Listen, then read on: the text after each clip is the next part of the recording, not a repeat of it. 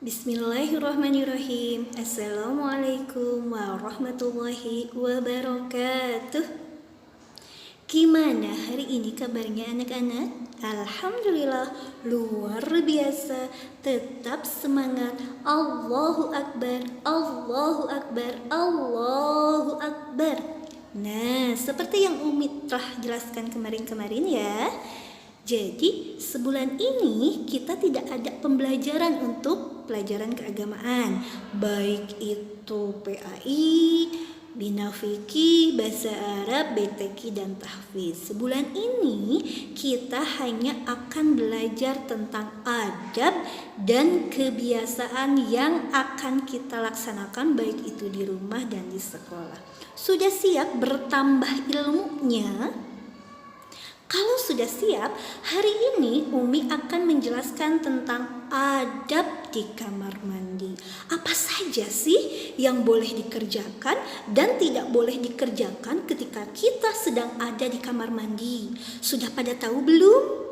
Pasti ada yang sudah tahu. Nah, untuk mengingatkan kembali, takutnya kemarin waktu TK sudah lupa-lupa, hari ini kita akan mengulang kembali apa saja adab yang harus kita laksanakan atau dikerjakan ketika kita sedang di kamar mandi. Ayo kita simak video berikut ini. Adab ketika di kamar mandi. Yang pertama, membaca doa masuk dan keluar kamar mandi. Anak-anakku yang soleh dan solehah, masih ingat doa masuk kamar dan keluar kamar mandi? Kalau masih ingat, yuk kita bareng-bareng. Doa masuk kamar mandi. Allahumma inni a'udzubika minal khubuthi wal khaba'is. Doa keluar kamar mandi. Alhamdulillahilladzi azhaba anil adza wa afani. Hebat, masih ingat ya? Tentunya kalian masih ingat karena ini sudah diajarkan terdahulu di TK.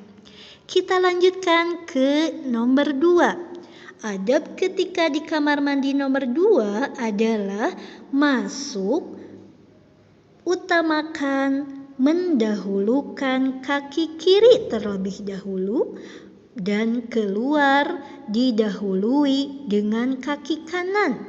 Jadi kebalikannya ya nak, kalau masuk kamar mandi itu yang duluan masuk adalah kaki kiri. Sedangkan keluar dari kamar mandi yang didahului keluar adalah kaki kanan. Yang ketiga adalah ketika buang air tidak boleh menghadap kiblat dan tidak boleh juga membelakangi kiblat.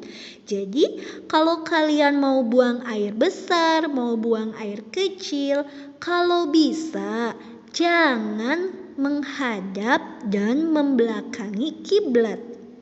Yang keempat, ketika buang air dilakukan dengan jongkok. Coba Umi mau tanya, di sini anak laki-lakinya kalau pipis, kalau buang air kecil biasanya berdiri apa jongkok?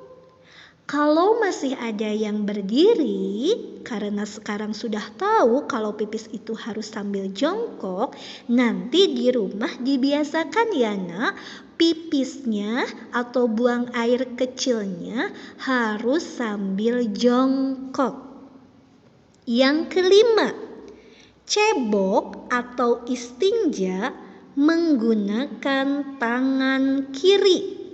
Jadi nanti kalian kalau ngebasuh kemaluan ketika sudah buang air besar dan buang air kecil, digunakannya yang megangnya tangan kiri. Ya, tidak boleh dengan tangan kanan, tapi harus dibersihkannya dengan tangan kiri.